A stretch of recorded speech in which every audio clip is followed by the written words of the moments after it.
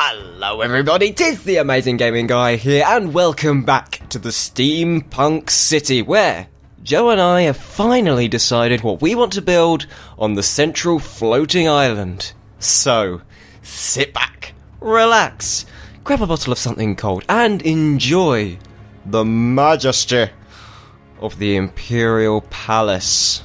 We're just starting off this week by finally building the second tower on the connecting bridge that goes across the bay. And you'll notice in this build that we are using much more grand and permanent materials. So we're doing away with a lot of the wood, and we're using a lot more stone bricks, cobblestone, diorite, andesite, and even a little bit of sandstone.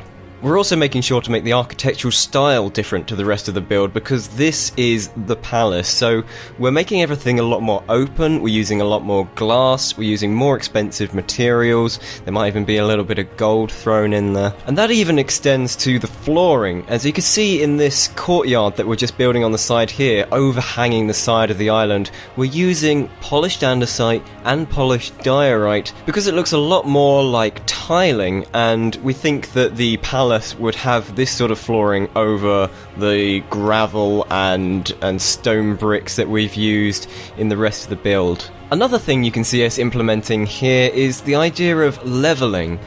The central island isn't that big, but we wanted the palace to still feel grand and large, so we're using different levels of pathways and courtyards and buildings to make the whole thing feel larger. So you can just see us going along. We've built a low level and a medium level and a high level, and in between all of those levels there'll be even more levels with alleyways and paths and courtyards interlocking them all. And in the background there, you can just see me building the actual building of the palace. And something that we've decided that we want to try and do with this build is to use lots of vertical lines to make it look like the structure is a lot taller than it actually is, because typically steampunk seems to have a lot of sort of spindly tall buildings, tall towers, and we don't really have the sense of scale to build something that is actually really, really tall. So to make it seem taller,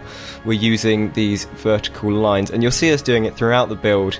All of our patterns will be sort of patterned vertically rather than horizontally, as we have done in other areas of the build.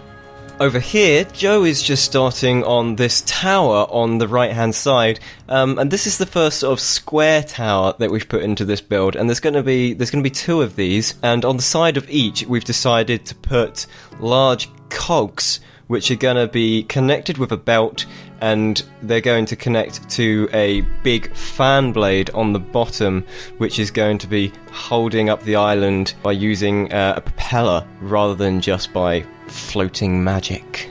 We're trying to leave these towers and a lot of other parts of this section of the build very open, so some of these windows won't even have glass in them. They're just holes, much like a sort of medieval castle. So what we're trying to get at here is that this is a medieval palace that has been built in the past and is now inhabited by sort of Victorian era, or steampunk era rather, occupants. So here is the first cog on this side, and this is actually the larger of the two cogs, and we've built this one out of polished diorite, like the flooring that we used in the courtyard. And at this point I'm just sort of getting in the way by building that second balcony layer outwards, when I should have just built it on the same level, because this is the level that the belt needs to be going across. So, as per usual, I'm just getting in the way. But before we could build the second cog, we had to build the second tower that it's going to be attached to. So this is what Joe is doing right here. He's just building it up like the first tower. It's another square tower on the other side, and it's all just sort of moulding into one building, even though it's lots of different towers, different levels, different walkways and corridors and alleyways. It's all sort of turning into the palace as a whole. Now here on the right, we've built the second cog, the smaller cog, out of the same material as the first, and we're just about to go through and build the belt using nether brick stairs, slabs, and just nether brick blocks. And we finished this off just by adding some teeth to both these cogs and replicating the smaller cog below and slightly offset under the larger cog. And then we very quickly went around and replaced those teeth that we just built with chiseled stone bricks just to add a little bit more definition to the outside edges of the cogs. Underneath, we built another cog, and this one is not connected by a belt. This one is just tooth and groove, and this is the one that is actually going to be powering the big propeller on the bottom. We began building this propeller just by mapping out a circle underneath that cog, which would be the outer perimeter of where the propeller blades are.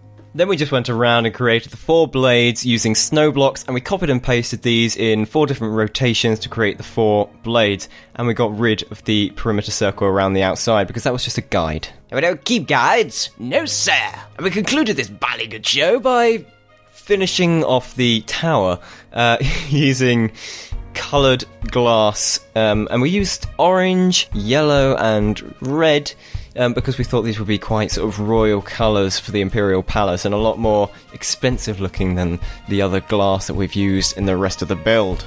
And on to my favourite part of every build, just going around and lighting it up at night time using glowstone and lanterns and torches and whatever it needs. And that's just about it for this week. Thank you so much for joining us for this part of the build. It's been a little while since our last, and I hope that this was a good enough build to make that gap seem somewhat worthwhile. We have been thinking about it during the gap, and now we actually have time to continue this build, so we're going to be getting one of these videos out every week, in addition to Minecraft Boomtown, which, if you haven't seen yet, is my new narrative survival series with Ranty and a whole host of NPC characters, so you really must check that out. There will be a link to the first episode, or possibly the second episode, at the end of this video, so that just leaves me enough time to say thank you all so much for watching, and give it a like, a comment and a subscribe if you want to see more, and I will see you all in the next video. Goodbye!